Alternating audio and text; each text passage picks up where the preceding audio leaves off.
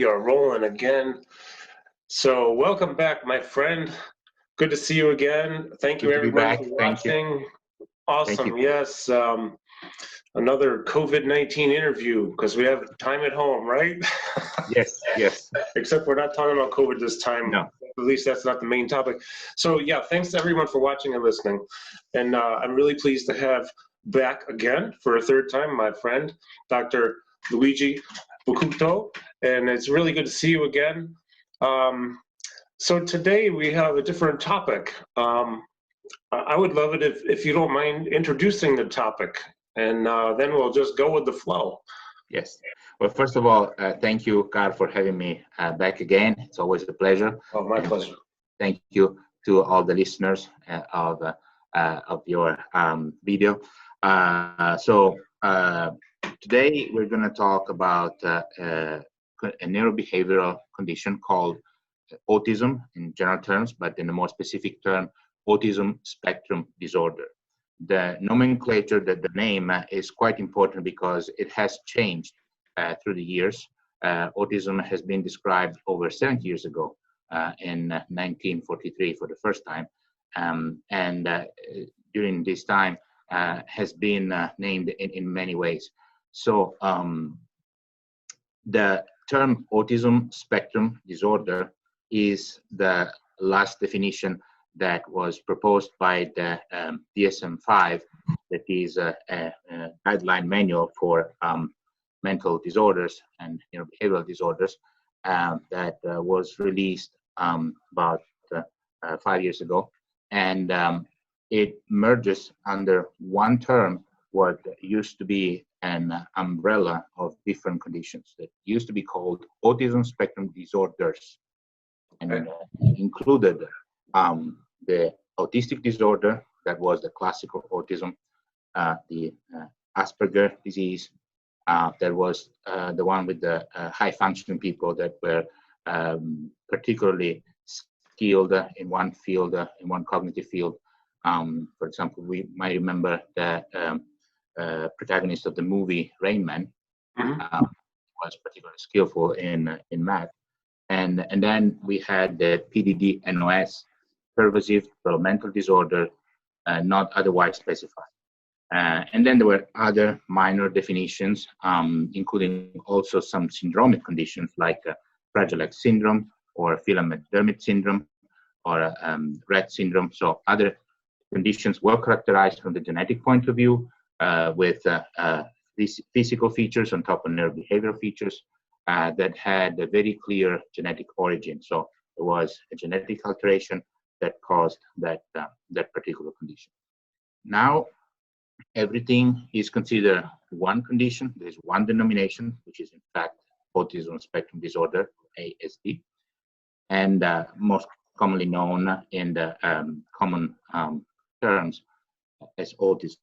So autism has many faces, and the fact that now we have this lump definition, that includes a lot of different conditions, poses some challenges in the diagnosis, because we have many comorbidities, many features that might be present with different degrees of severity in patients with autism. So it's a complex disorder. It has a complex etiology. And in fact, we only know about 20% of cases in terms of etiology. So only in 20% of cases we are able to perform a proper genetic or molecular diagnosis, and the remaining 80% is considered idiopathic, which means basically of unknown origin. Unknown origin. Okay. So you mentioned a few things that I've heard of. Obviously, the word autism. I have people I've worked with who live with autism. Actually, have a friend who lives with Fragile X syndrome as well. What I find interesting is the very distinct, and never mind the diagnosis, if you will, for lack of better words. but the very distinct differences with each person. And of course, as we were talking off camera before we started rolling, people first. Everyone's a person first. So I know my daughter also works with sometimes I just don't know the politically correct terminology, but I know it's considered special education in the school district that she's in. But people with, let's say, developmentally delayed or learning disabilities, or so they would include some people living with autism and other things that are they're dealing with. But there are distinct differences in the level of, like, we can have verbal, high verbal, maybe nonverbal too, which is there a way that you go about, let's say with the 20% that you know are living with autism is very distinctly autism, within that you see a wide variety of maybe verbal to nonverbal and things like that, right? Well, in terms of symptoms, in terms of clinical presentation, autism is characterized by three main areas in which there are some different degrees of disruption. There is impairment in social interaction. There is impairment in verbal and non-verbal communication. And then there are repetitive and stereotyped behaviors. So when we talk about communication, verbal communication, but also what is called the body language, the non-verbal communication, it is impaired, but again, it's impaired at different levels.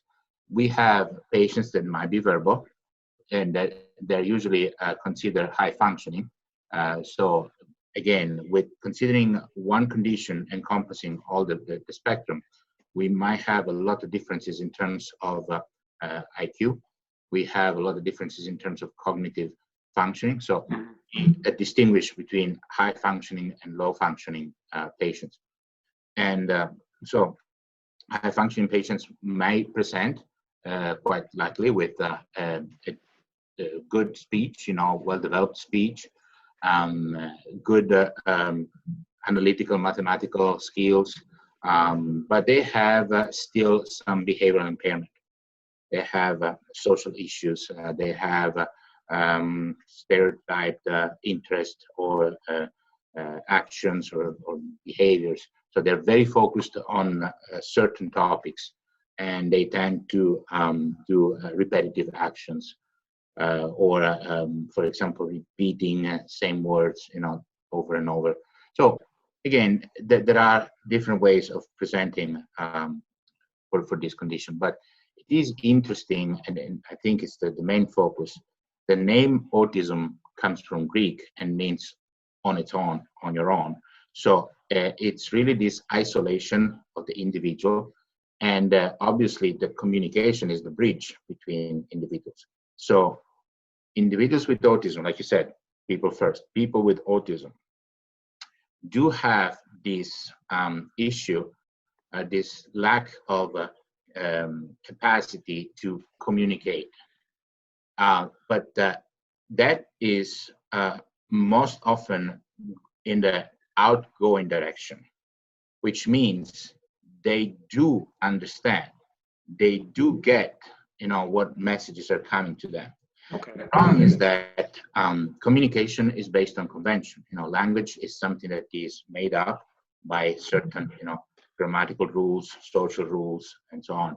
Sure. So they sometimes are incapable of following those conventions and following those rules.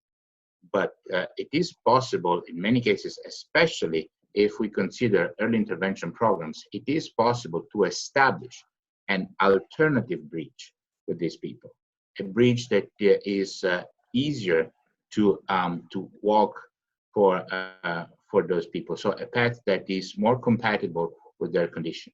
So if they cannot express verbally what they want, what they need, there might be other ways like figurative communication through iPad or other devices, tablets, that allow them to keep the door open in the outgoing way. They can still absorb, they can still receive the messages. Sure. But and this is very important because it might lead to frustration, irritability, aggressive behavior. they can't communicate on the way out. So you can imagine, if a kid is thirsty but has no way to let you know that he needs water, you can imagine the frustration. And so sometimes at the root of their behavioral problems, especially in interaction, again, with other people, there is this frustration in the communication. Okay, yeah, that's interesting. So along with that, then let's see. I have a number of thoughts here. I guess I'll go a little bit stream of consciousness. One thing I've noticed in working with people who live with autism, and well, let's just say a number of different conditioning, Fragile X, it seems that generally speaking, there's a higher level of anxiety.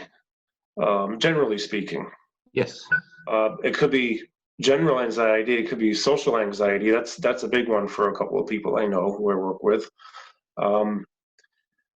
Another thing that I find interesting is, and I'm actually wondering if there's anything different in again, for lack of better terms, the wiring. Like, let's say if you get down right now and you give me 25 push-ups, mm-hmm. and I say, Luigi, do you feel your pecs burning? These muscles, are you feeling? Yeah, I feel the burn. I feel that. I feel it.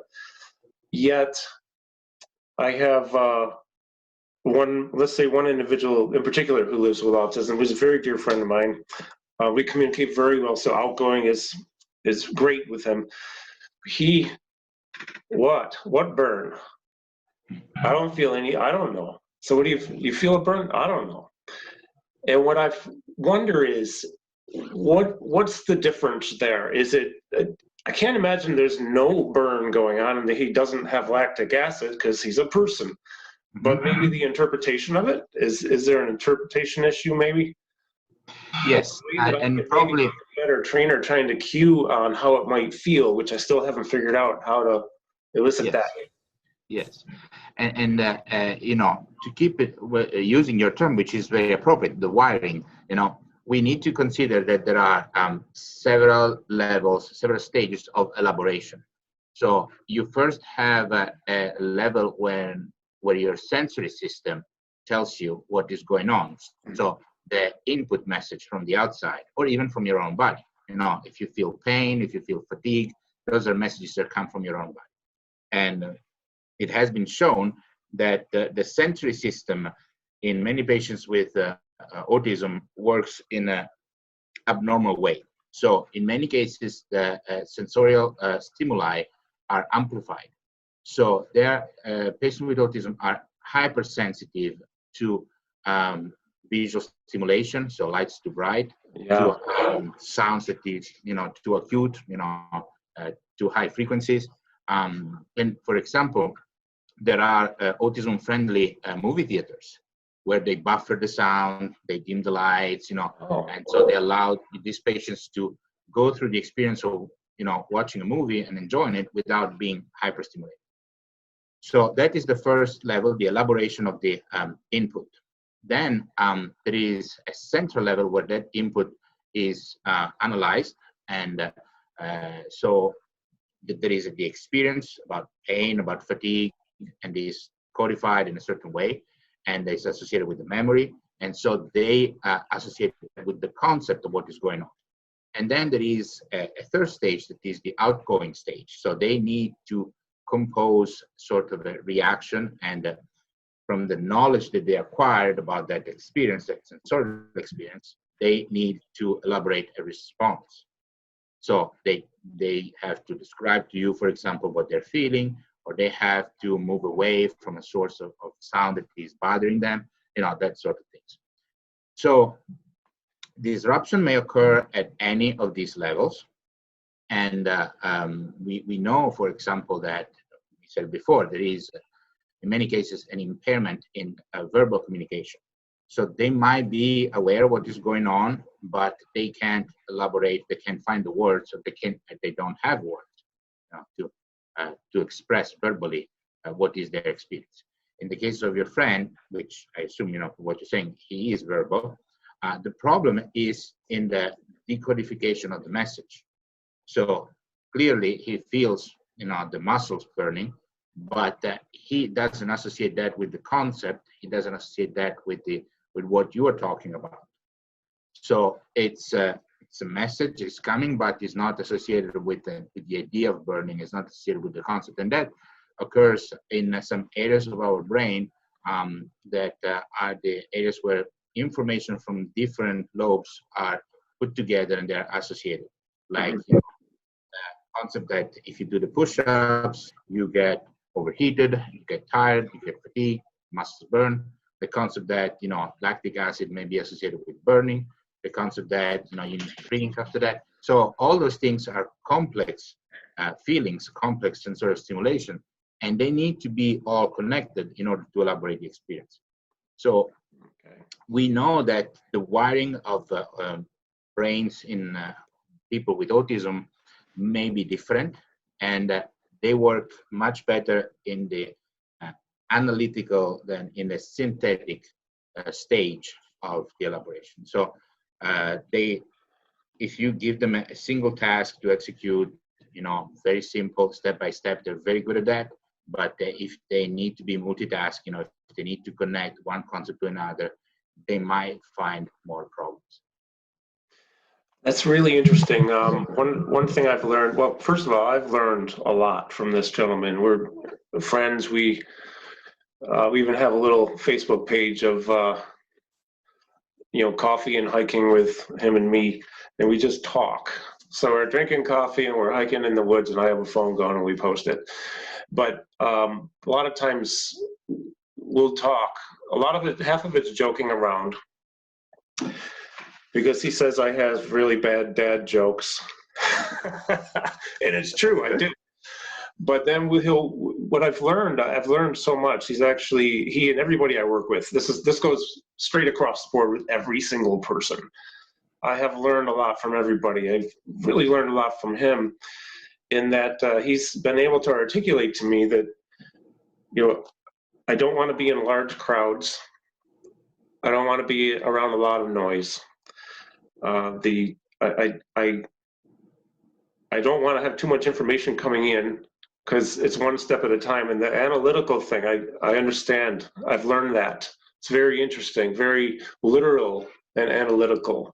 Yeah. So my challenge to be better at my job working with a few people is to, and of course, each individual is different, so they'll relate slightly differently with language and words, but find the right cueing for each person to tie it together.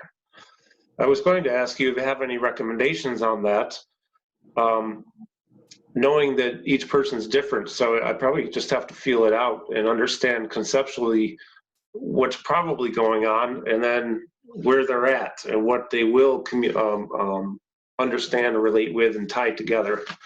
So burning is not the thing, because he might think of fire. Yeah, but yeah, absolutely, because he considers that very literally. Yes. So, yeah. But you said a very important thing. Every person is different. There is a way of, there is a saying in the autism community. If you've seen one patient with autism, you've seen one patient with autism. Yes, and he's told me that too. Yeah. That is very true. And everybody that works in this field will confirm that. I have, I'm daring to call my friend, I'm be very proud to call my friend, is a young gentleman from my hometown, Catanzaro, who is nonverbal, but through some help is able to communicate via computer. He wrote a book. Unfortunately, there is no English version of that book, but it's a very touching book, and he is able to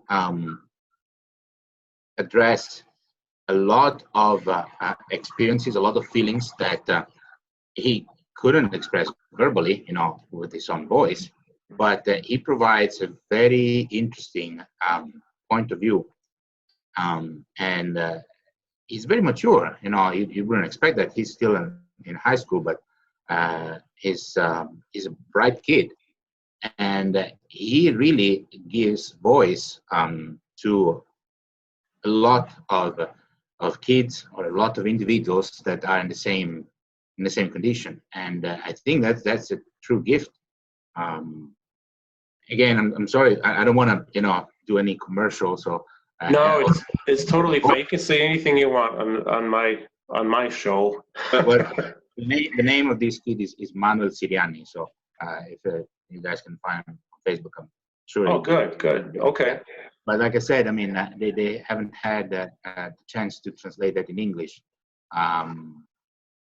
But I hope they will soon. So, but to speak more in general terms, the point is that these people are aware of way more things than we believe. And again, their unique personality of each one of them, just like people without autism are different. So we just assume that exactly all people are defined by one condition, but all of us are very different. Each one of us is very different, and you don't consider hypertension people to be all the same just because they have high blood pressure. Right.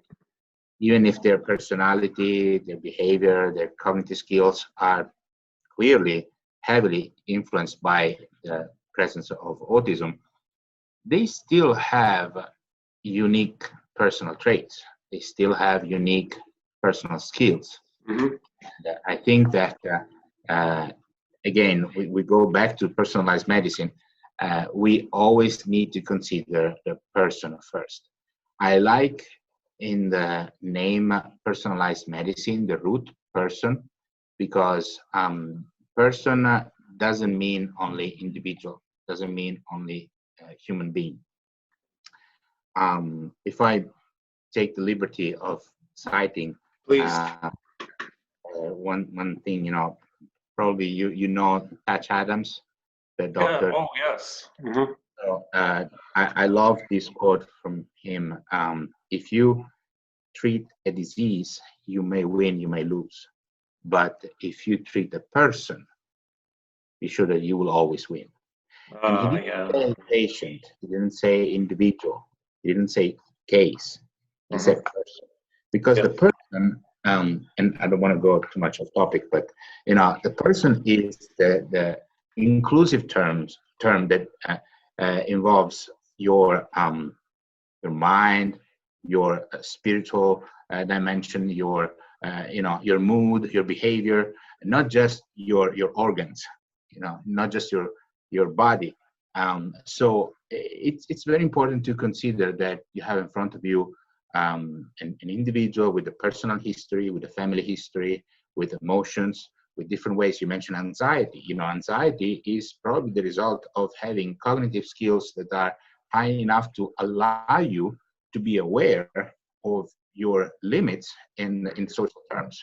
Mm-hmm. So individuals that have higher functioning, they are more aware of their limitations. So that's why they develop the anxiety, because they do realize that they live in the social world, but they also realize that they have some objective hurdles to face every day when they step out in the world.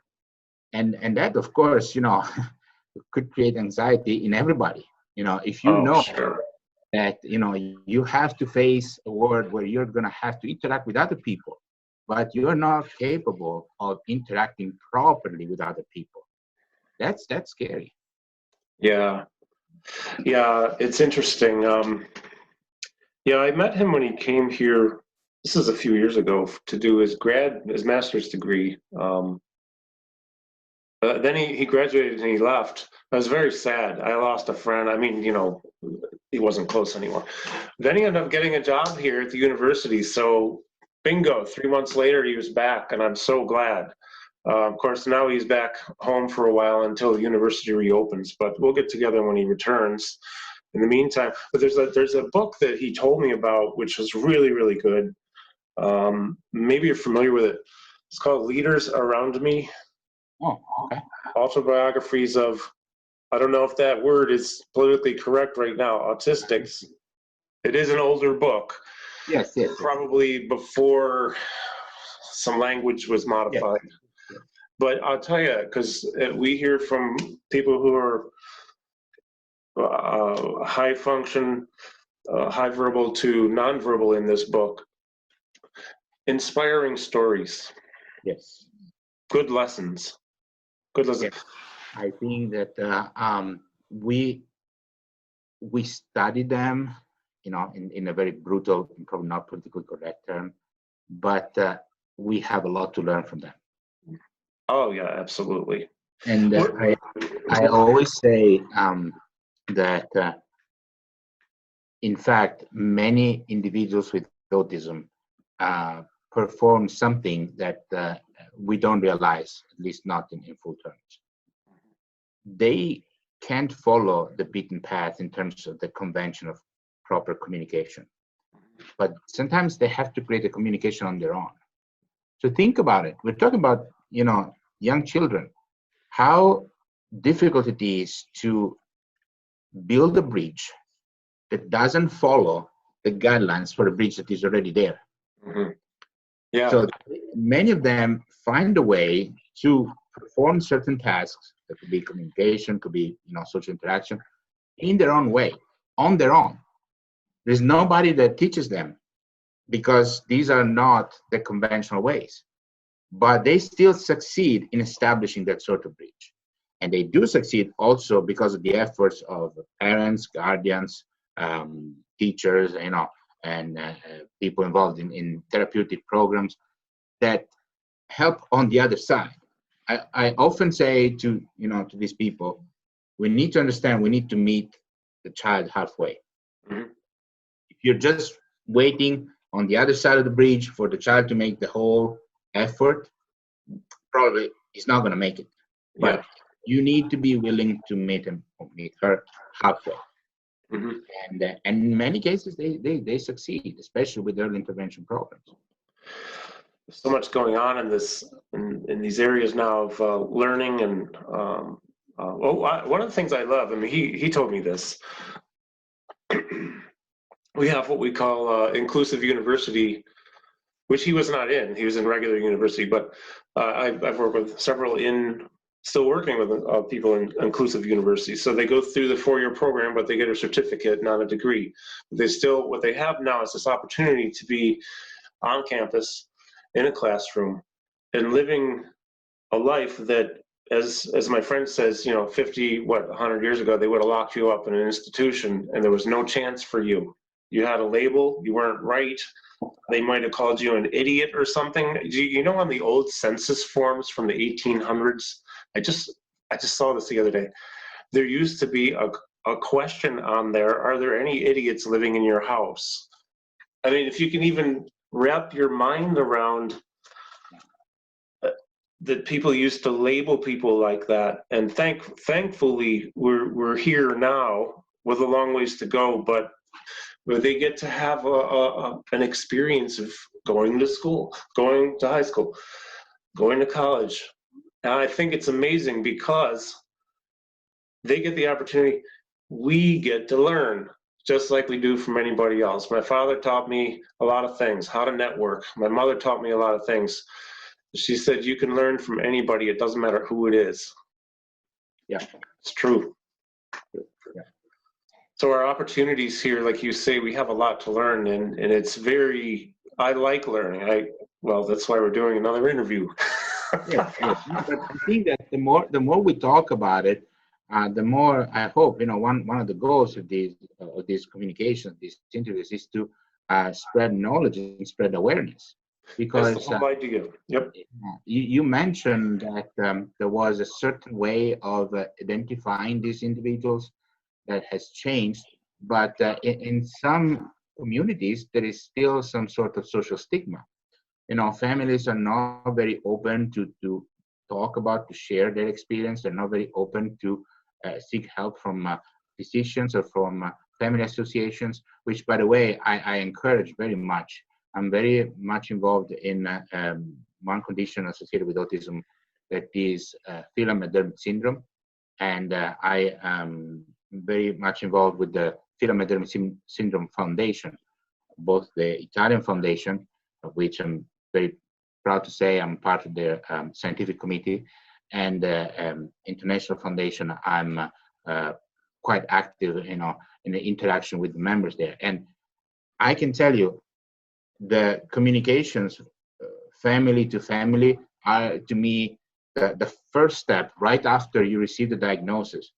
The first step to face your new world, your new life.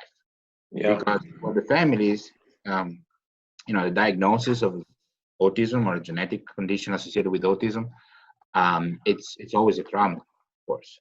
Sure. And nobody can prepare you for what is going to happen, because nobody knows all that is going to happen, because everybody's different, like we said. Exactly. So, sharing that with other families that have been on that path, they're just, ahead of the curve, or they live near, where you live. They are on the same boat, so they know what you're going through.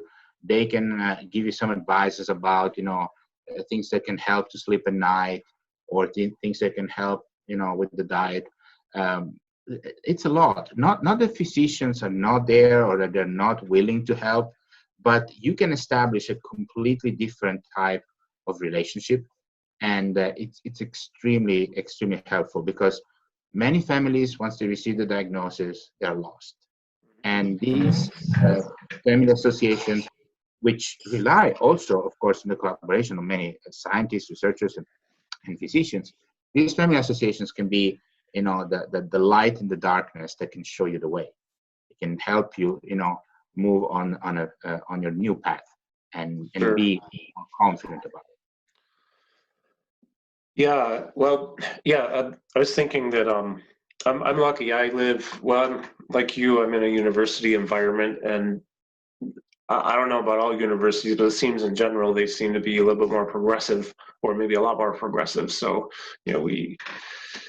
we're thinking along inclusion all the way. I do know that that's not the case everywhere, though, and there's a stigma in many areas, or maybe just of certain families. There's so many factors involved that could cause somebody to, for the stigma to exist. But as far as, this whole idea of learning and growing, I can't tell you how much I've grown from working with the inclusive view. I love it. And the people there, I have the best time. I have a question. So let's talk just for a minute. You mentioned in the beginning Asperger's. Yes. Asperger's, is that still an actual diagnosis? I'd No. heard conflicting reports. I heard it's not anymore. Yeah. Okay. But so it falls within the ASD? Yes, that's correct. Autism Spectrum Disorder. Okay, a Fragile X, is that still within that? Fragile X is a separate diagnosis, because it does have a genetic well-defined abnormality, and a certain portion of individuals with Fragile X present with autism spectrum disorder. Oh, okay. Then that we makes consider ASD as a standalone condition. Fragile X is not part of that. Fragile X is one of those conditions associated with what we call syndromic autism. So it's distinctly different because of a genetic, a gene. So because it's not just autism. So if we consider autism just like the neurobehavioral disorder that affects social interaction, communication, repetitive stereotype behaviors, it's one diagnosis. Of course, there are a series of comorbidities that may be present in patients with autism, let's say seizures, sleep disorders, and other conditions. Okay.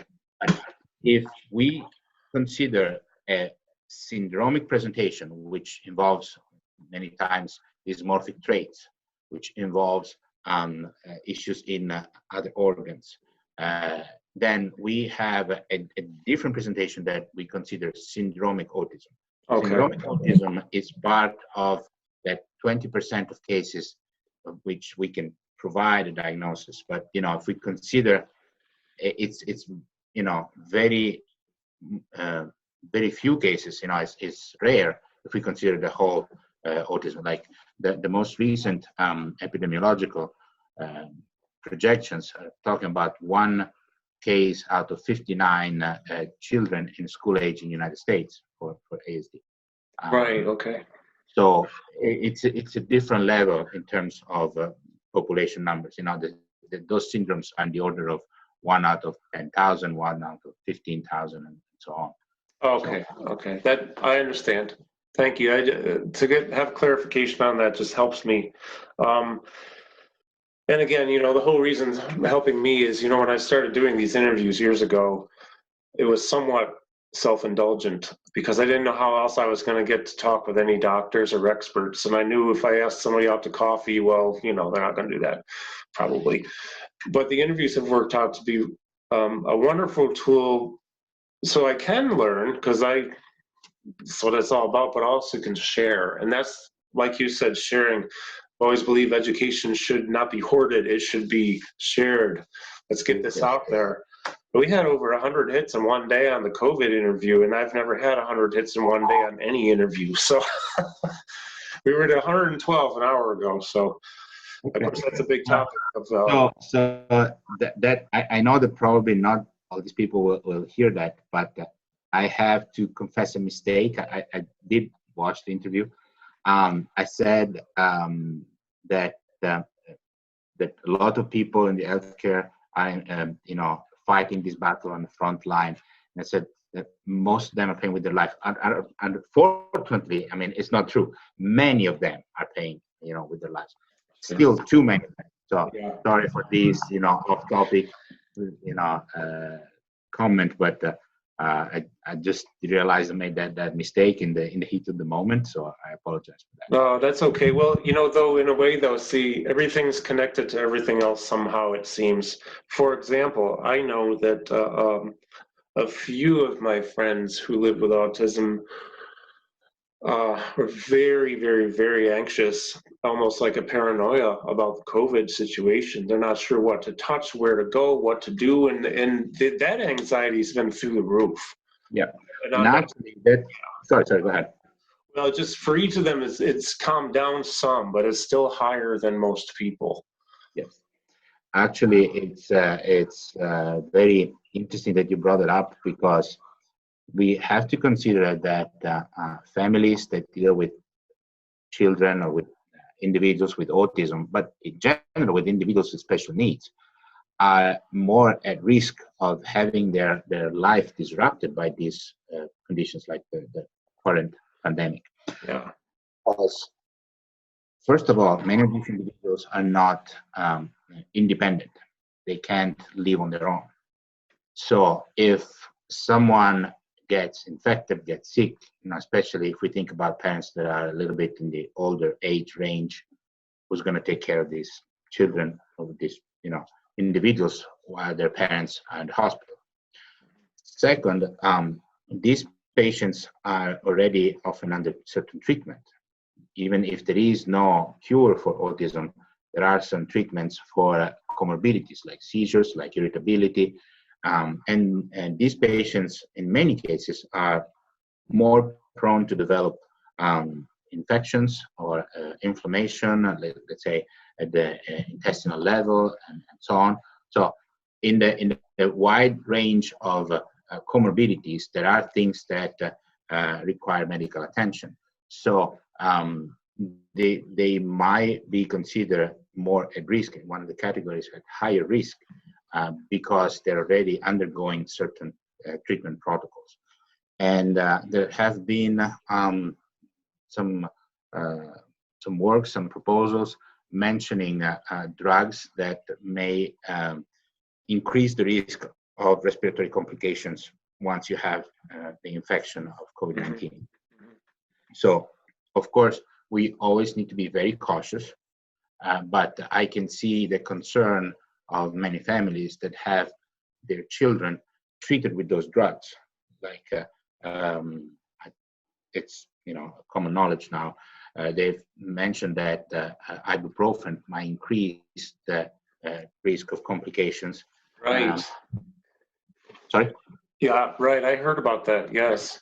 Yeah. And so they suggest to shift to paracetamol, in in some conditions. But we have to consider there might be individuals that are allergic to paracetamol. There might be individuals that are taking ibuprofen for the treatment of conditions that may not be treated by paracetamol. Every drug has its own range of activity, side effects, and so on.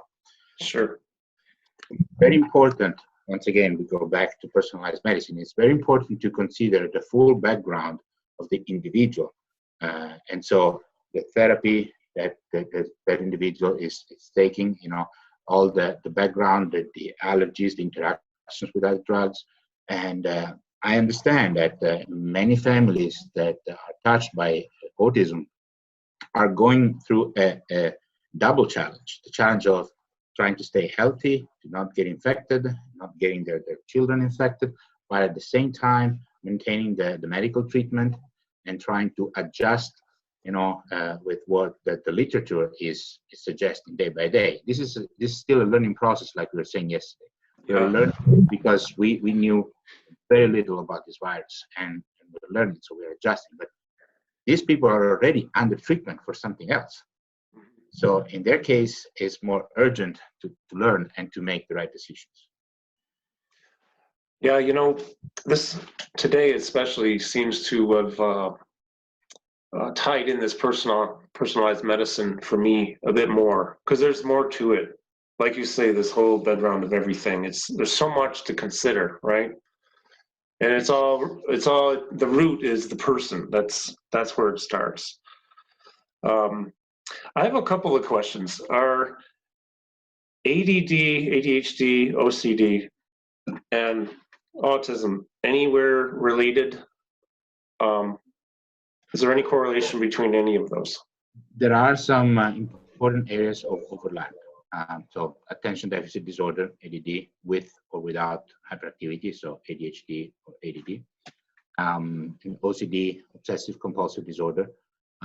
They do affect behavior. They do generate some abnormal patterns of behavior, and they present quite few similarities with the overall cognitive and behavioral presentation in autism. So it's not uncommon to have patients with autism and ADHD, especially patients that have a cognitive level that allows them to go to school. Mm-hmm. And then if you consider the anxiety, now that might play a role, anxiety also associated with that, and add some layers of complexity and the profile of that individual from the neurocognitive and neurobehavioral standpoint. So there is a way of seeing these like there are many phases of the same condition. Some disruption in the wiring that regulates our mood and behavior may present in different ways. And in fact, in many families with individuals with ASD, there is a history of individuals that received the diagnosis of other mental disorders. It's not uncommon to have in the same family members with ASD, members with ADHD, members with OCD. So there might be this genetic background that predisposes to an abnormal wiring of some of the neuronal circuits. And according to what type of other genetic components or metabolic components or environmental components will be added to the equation, the outcome may be slightly different. So it may still be in the field of mental disorders, neurobehavioral disorders, but in one member of the family, there might be ASD, in another member ADHD, in another member both, depression or other things. The interesting thing about this is, and again, we're looping back to the personalized medicine and my TED talk, these genetic components taken individually might not give you the answer, because if you analyze a family tree and you have a patient with, or a person with ASD, a person with OCD, a person with depression, what are you looking for? You're looking for a gene for ASD, gene for OCD, gene for depression. If you find the same alteration in all these people, how can you connect the genotype with the phenotype? There is this level of variability. So most likely it's not one genetic change, it's not one variant that determines it all, but there is this genetic background of multiple variants that may affect multiple neuronal circuits at different levels. If you take each one of these variants individually, you will not find the answer to your diagnostic question. But if you consider the interaction at multiple levels of these variants, which might be all present in one individual, all but one present in another individual, and so on, you can see much better the complexity of the phenotype that can be generated by these interactions. Okay, okay. Well, you just answered the next question I was going to ask. Thank you. Which brings me to the next question. So let's say in ASD, with the abnormal wiring, is there any kind of something going on that's different between the two hemispheres of the brain as far as crossing the midline or connecting? Well, the corpus callosum, which is the central area that connects the two hemispheres, is often abnormal in patients with autism. But again, this is a very important point. There is no neuroanatomical report or no neuroanatomical abnormality that has been detected in all patients with autism. Once again, they're all. So there are certain areas that are more often found with abnormalities, or more, they present with something unusual more often than other areas of the brain. The corpus callosum is one. The hippocampus is another one, which regulates, instincts and mood. The cerebellum is another one. So the frontal lobes, which are associated with association. So it's an area that usually connects information from other areas of the brain. So there have been studies highlighting higher frequency of abnormalities in certain areas of the brain rather than other areas. But there is no neuroanatomical lesion that is associated with autism. Okay, thank you. Yeah, I wondered about that because I've heard, conflicting reports and none of them from experts either. So. Sorry, I would like to rephrase that. There are several neuroanatomical abnormalities that have been associated with autism, but there is no neuroanatomical lesion that is pathognomonic, that is diagnostic of autism. It's like, oh, we found this, that means that this is the brain of a patient with autism. Or this is a patient with autism, if we do an MRI, we must find this abnormality. Okay. One thing is causation. You always need to distinguish, the two things. Absolutely. Yeah, that really, I learned a lot from this today. This has been wonderful. Thank you. Do you have, what type of research is going on here in the future, or plans for research around this area? Any specific things you're wanting to learn about, or? Well, I think that due to the variability of autism, we are now moving towards a wider approach. So we're looking at a genomic approach, not like a single gene approach anymore. Thanks to the new technologies, next generation sequencing, third generation sequencing, we now have the capability of looking at the whole genome. And so through bioinformatic modules for analyzing this vast amount of data, we can have a better idea of the complex interactions that may occur among different genes, different pathways, and so on. So from the genetic and molecular standpoint, I think this is really the new frontier. But also from the clinical standpoint, I think that there is more attention dedicated to the stratification of this population with autism, the correlation with comorbidities, the importance of biomarkers that may be helpful to identifying new targets for investigation, but also might give us some information about the prognosis, so the course of the disorder in life. Oh, okay, okay. Yeah, so interesting what you can do now, isn't it, with technology? Yeah. It's so fascinating. So I did think of another question, only two more.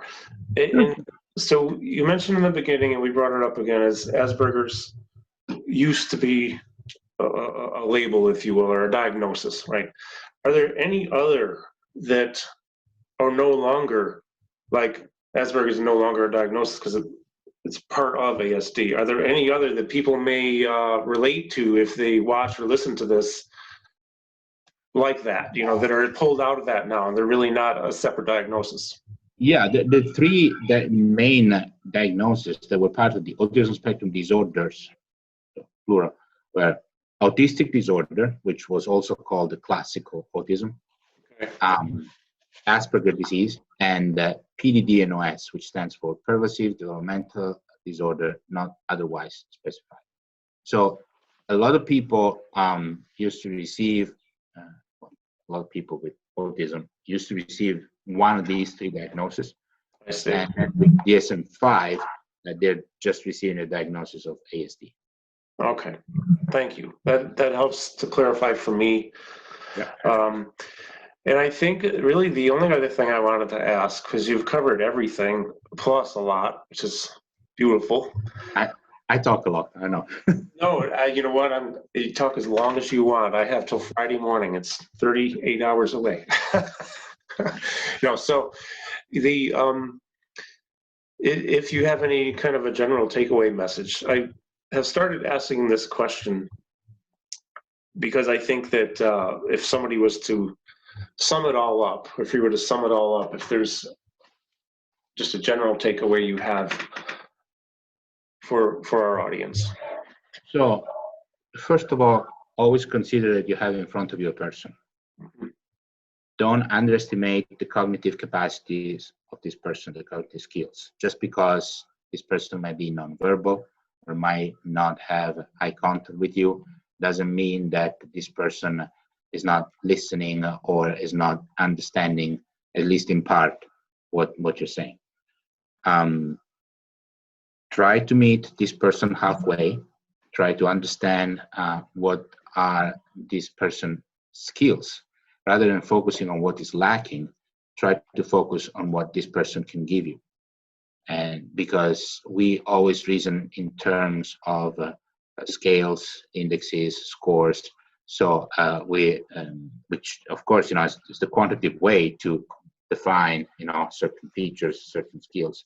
But these individuals may be out of the scale, may be off the charts, and work in a different way. So try to be compassionate, try to understand that you're dealing with a different structure, different convention in terms of neurobehavior. And try to learn from that other person, just like the other person is trying to learn from you. I think in the end, these individuals have a lot to give, and if we are capable of taming down their frustration, their irritability, you will see that these are, very much loving and caring children and individuals, and the spending time with them is really an experience that I would really recommend, to everybody that has a chance. Their families have a lot to give, in terms of experiences. Very true. And really the example that they set in terms of strength, in terms of positive will and motivation and dedication, it's admirable. It's great advice. I think that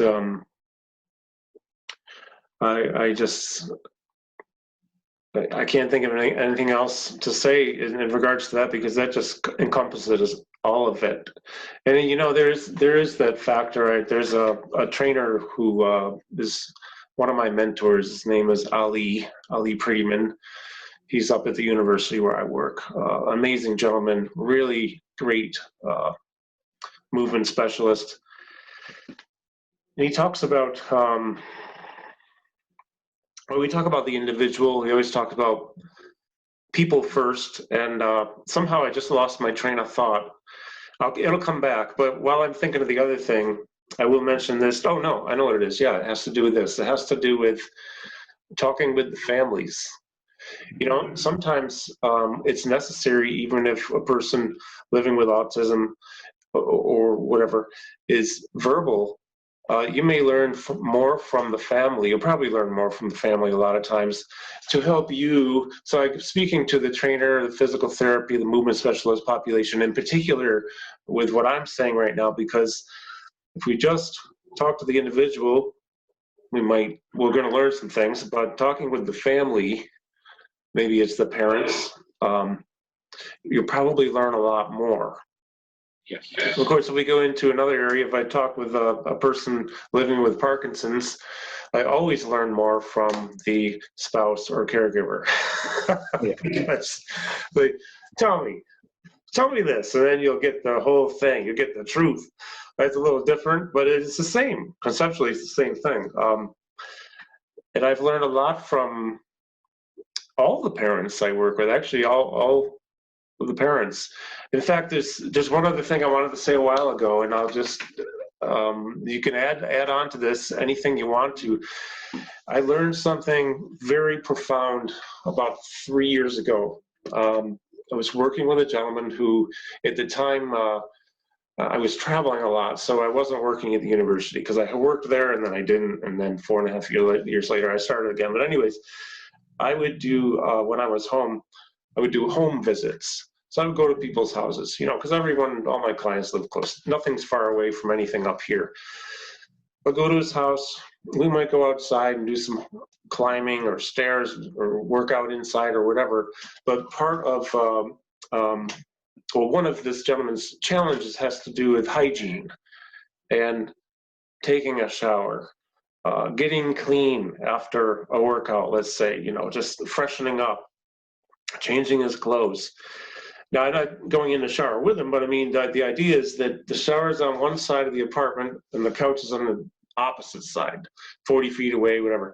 So all I had to do is say, okay, just, it's time, go. And he wanted me to, because if I didn't, he said, if you leave and I don't take a shower, I probably won't take one. But if you're here and you tell me to, I will. So I wait.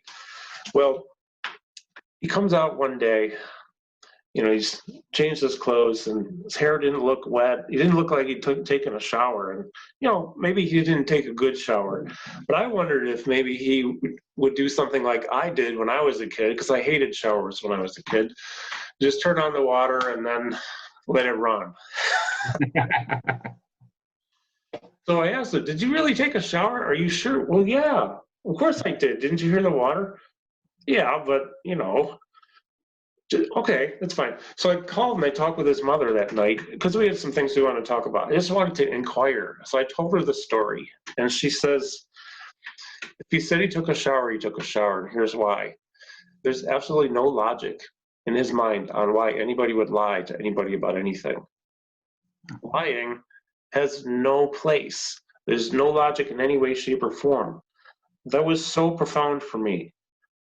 And I found that tends to be, as far as I can tell, that's the truth. Any experience with that when it comes to that type of thing, or you know, how the brain is working, how the mind is working, as far as being deceitful or not being deceitful, let's say? Well, I don't recall any specific experience with lying or no lying.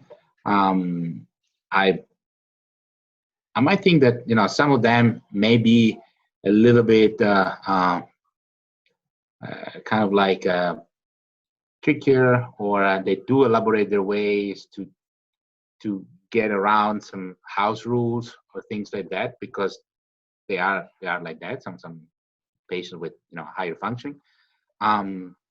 I do think that in many cases they do live in a simpler world, because they have their interaction mostly limited to the house or their therapist.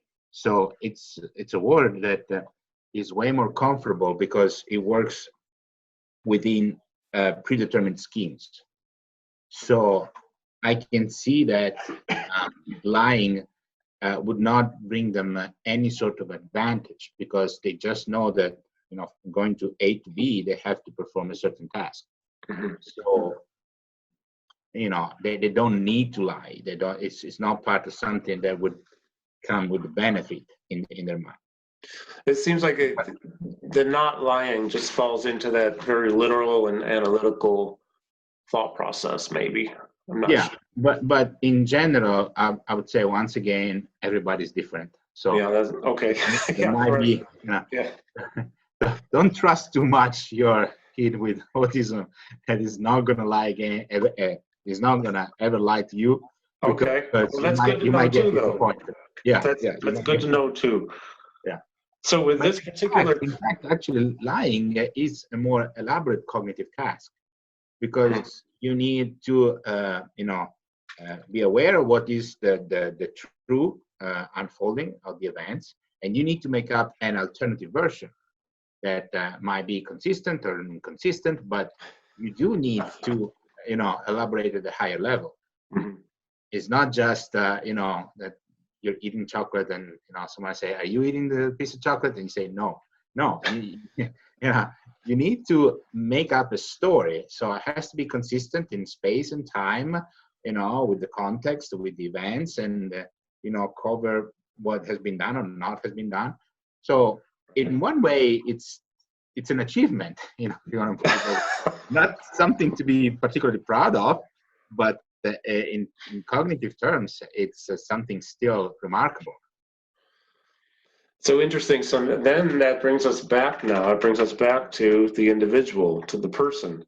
So I can probably count on this person I'm referring to is that he's not going to lie to me. It's just his nature.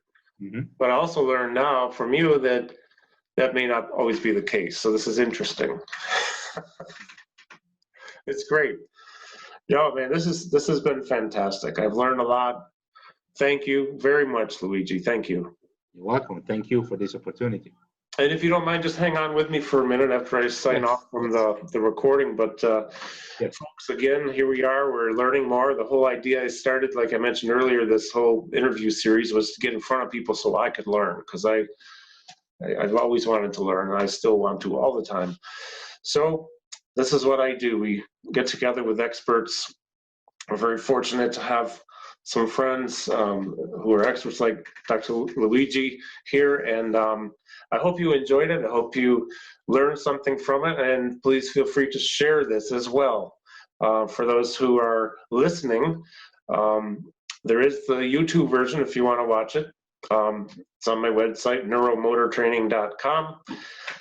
It'll click over to this playlist, and then feel free to share, because we really do want to reach as many as possible, because the more all of us know, the better we can do at helping people, all people everywhere. So especially now, it's a good thing to be doing. A lot of people are lonely, they're isolated, they're stressed out, they have high anxiety. So what a great time to reach out, maybe share some education, and just check up and see how they're doing. Thank you again, Luigi. Thank you, everybody. Thank you. Have a fantastic day.